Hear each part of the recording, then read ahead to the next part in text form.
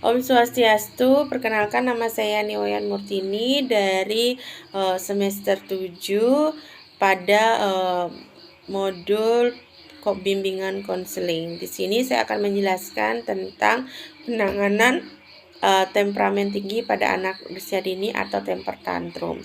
Di mana temper tantrum sendiri merupakan masalah perilaku yang terjadi pada anak usia dini yang biasanya terjadi pada usia 18 sampai 5 tahun.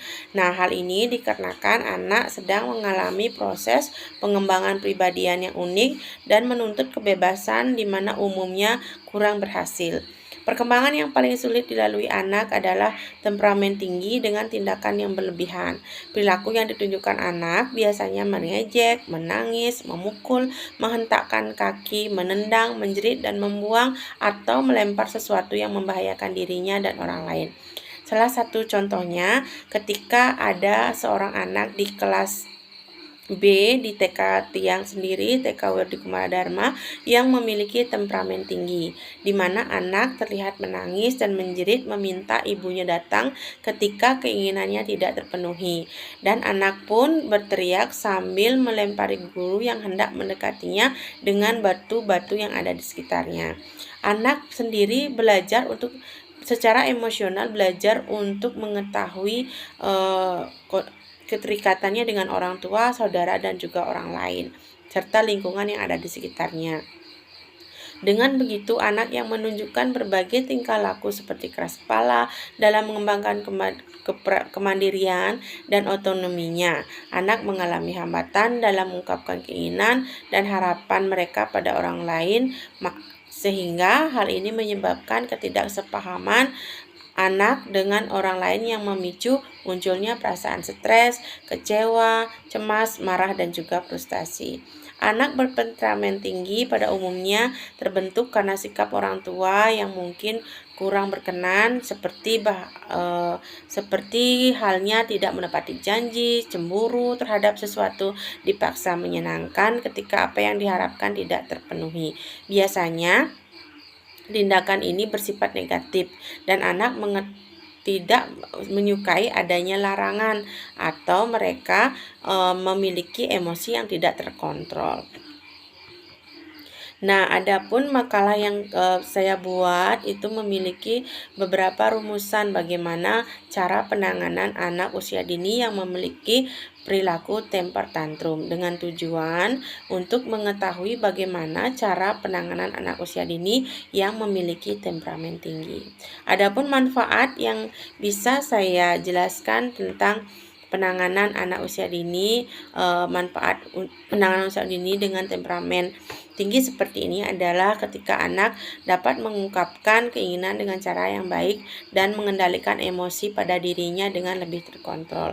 Bagi guru dapat mengenali karakteristik anak lebih mendalam, mampu menentukan cara yang baik dalam membimbing anak dengan temper tantrum, serta dapat menentukan strategi dan metode pembelajaran yang menyenangkan bagi anak dengan temper tantrum sehingga proses perkembangan anak menjadi lebih baik.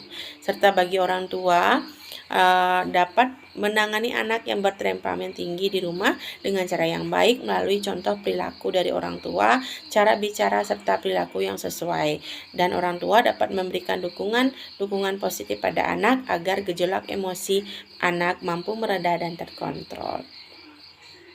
Pada tinjauan pustakanya, saya mendapatkan dari beberapa ahli di mana mengungkapkan bahwa temperamen adalah sesuatu yang sifatnya bawaan, menetap sepanjang waktu dalam situasi terpolakan dan bersifat menurun, di mana sejak lahir yang mempengaruhi dalam pembentukan pola emosi manusia khususnya pada anak usia dini. Ini dikatakan oleh ahli bernama Fred. Dan merujuk pada hasil dari dasar dari temperamen, temper tantrum sendiri merupakan letupan amarah anak yang sering terjadi pada saat anak menunjukkan sikap negatif atau penolakan keras. Hal ini dikarenakan anak belum mampu mengontrol emosi dan mengungkapkan amarahnya dengan tepat. Temper tantrum merupakan anak yang bermasalah terhadap perkembangan emosinya. Dengan ciri-ciri anak mudah marah berlebihan, ingin merusak diri dan benda di sekitarnya, takut yang sangat kuat, tidak dapat mengungkapkan keinginan, pemalu dan juga hipersensitif. Kemudian, adapun jenis-jenis temper tantrum, ada temper tantrum amarah dengan ciri menghentakkan kaki, menendang, memukul, dan juga berteriak. Kemudian, ada pula tantrum kesedihan dengan ciri-ciri menangis, terisak-isak, membantingkan diri, berlari untuk menjauh. Kemudian faktor pemicu dari temper tantrum pertama ada keinginan dan kebutuhan yang tidak dituruti atau tidak terpenuhi. Kemudian ada faktor dari pola asuh orang tua, ada pula stres dan rasa tidak nyaman, kemudian ada rasa lelah, sakit dan ketidakmampuan untuk mengungkapkan perasaannya.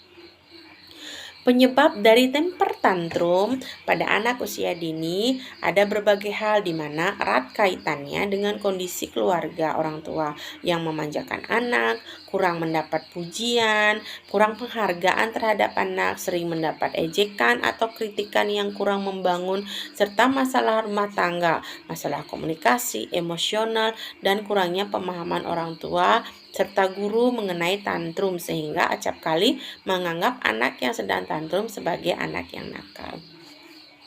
Di sini dapat saya jelaskan ketika anak-anak mengalami temper tantrum, cara menghadapi anak dengan tipe ini dapat kita lakukan. Yang pertama, pelajari dan cari tahu penyebab anak-anak menjadi emosional. Anak-anak cenderung mudah marah biasanya karena lapar, sakit, bosan, kelelahan, atau juga sedang stres. Mempelajari penyebab tentunya membutuhkan catatan keseharian anak. Bagi guru dapat kita lihat dalam catatan anekdot. Kita bisa mengetahui kapan anak cenderung mudah marah, di mana penyebabnya, kapannya terjadi, dan kita dapat mencari jalan keluar dalam menghindari atau mengurangi terjadinya temper tantrum. Yang kedua, perhatikan gejala awal anak tantrum. Biasanya sebelum anak benar-benar meledak, mereka akan menunjukkan tanda-tanda merasa kesulitan atau frustasi. Seperti contoh, salah satu anak di TK saya, TK WD Kumara Dharma, anak melempar apa saja yang ada di tangannya dan di sekitarnya, menarik nafas dalam-dalam, dan terjadi perubahan mimik wajah. Jika sudah menunjukkan hal ini, segera alihkan perhatiannya. Ketiga, pindahkan anak ke lokasi yang lebih aman. Keempat, jangan menyerah dan menuruti keinginan anak. Yang kelima, tidak menertawakan anak yang sedang tantrum. Kemudian, jangan respon keinginan anak sampai anak berhenti tantrum atau berteriak. Yang ketujuh, membangun sistem reward pada anak, sehingga hal ini akan